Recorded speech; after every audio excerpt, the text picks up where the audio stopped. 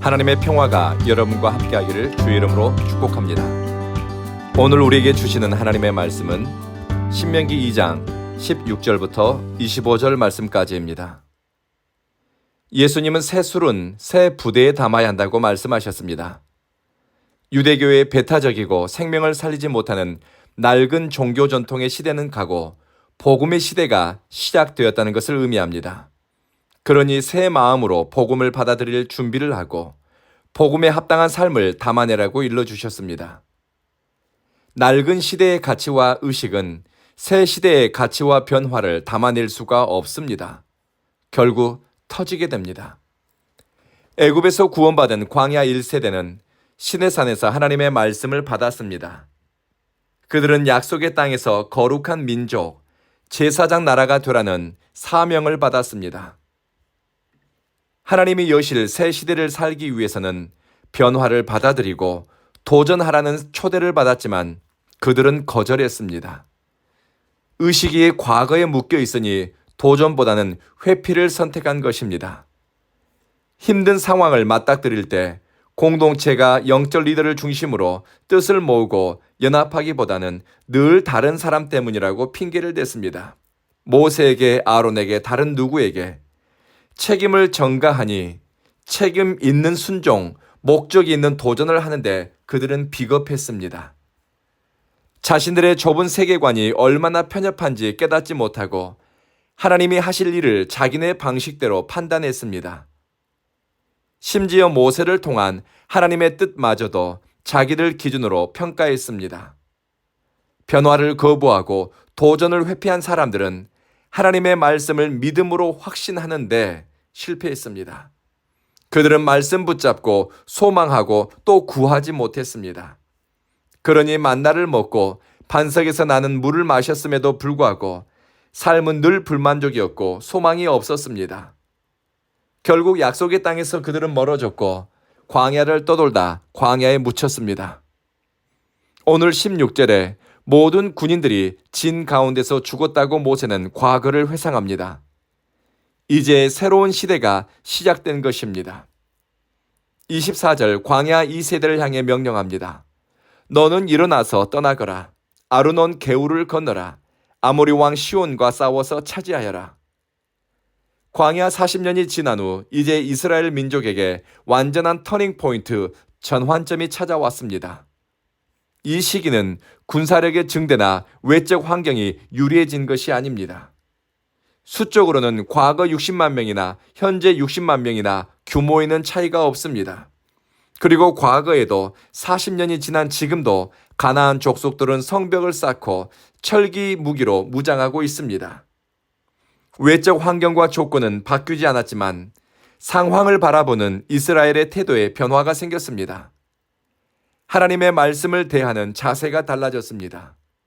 무엇보다 변화를 두려워하지 않는 담대함, 도전을 받아들이는 온전한 순종이 광야 2세대를 통해 나타납니다. 위대한 신앙의 역사, 하나님의 일은 홍해 바다를 걸어서 건너는 데서 시작될 수도 있지만 아르논 골짜기 혹은 아르논 개울을 지나면서 시작됩니다. 하나님은 광야 2세대에게 아르논 개울을 건너라고 합니다. 폭이 넓지 않고 깊지 않은 골짜기에 있는 개울입니다. 그런데 그들은 이 작은 개울을 건너는데도 말씀의 순종함으로 건너갑니다.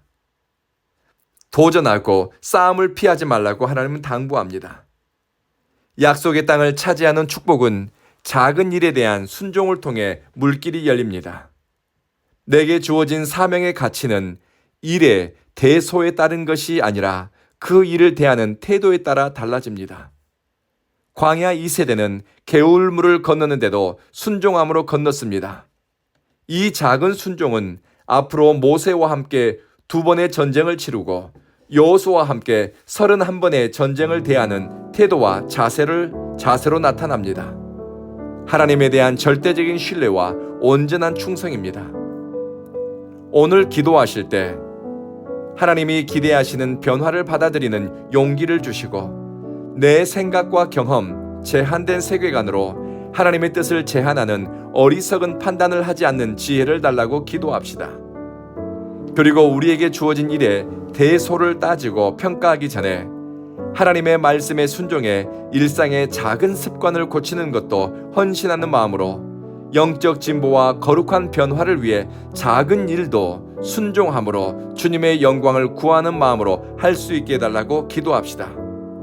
주님은 작은 일에 순종하고 충성하는 사람을 찾으시고 그들의 중심과 삶의 태도를 기뻐하십니다. 기도하겠습니다.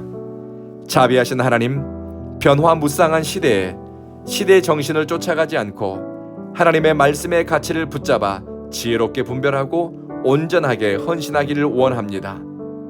변화해야 할 것을 회피하지 않게 하시며 믿음의 도전을 외면하지 않는 용기를 주십시오.